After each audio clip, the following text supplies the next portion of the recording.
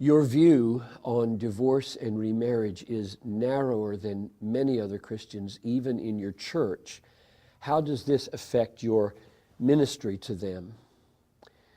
Well, that's true, and it might be good to just clarify what that means. My understanding is that Christ's ideal for marriage is one man, one woman, in covenant, as long as they both shall live, so that if a divorce happens, that does not free a person to remarry as long as the spouse is living.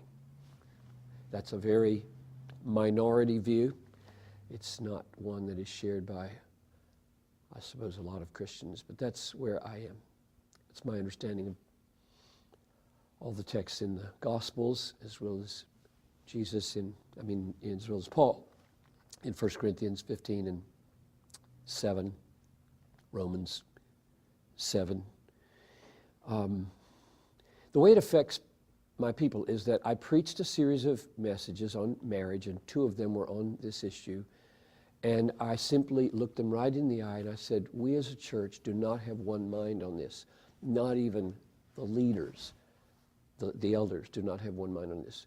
What do? You cannot, in a church, discipline people single-handedly. That's not what church discipline is. Church discipline is when the church acts. So if a church doesn't have a mind on something, it can't act. It can't put somebody out of the church for an act that the church is divided in half or over. So we have to find who we are as a church. And so what we did was we came up with a statement that I and all the elders could agree on. We would go as far biblically as we could find one mind together, and then that functions as the way we hold each other accountable. Now, emotionally, it's awkward. It is.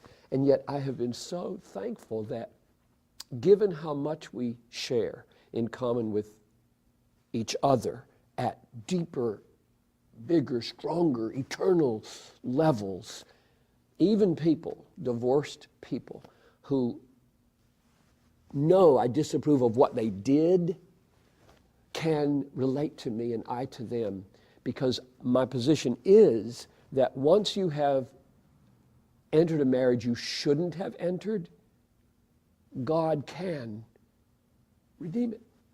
I mean, there are many people who are in marriages that they themselves would say, I shouldn't have entered. Might have married an unbeliever, for example, and now she's a believer, but divorce would be one, that would be another.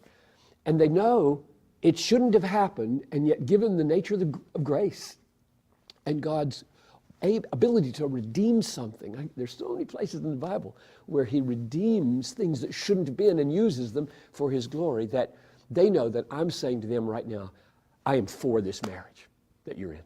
Shouldn't have happened, and I will work with you to make it as good as it can possibly be.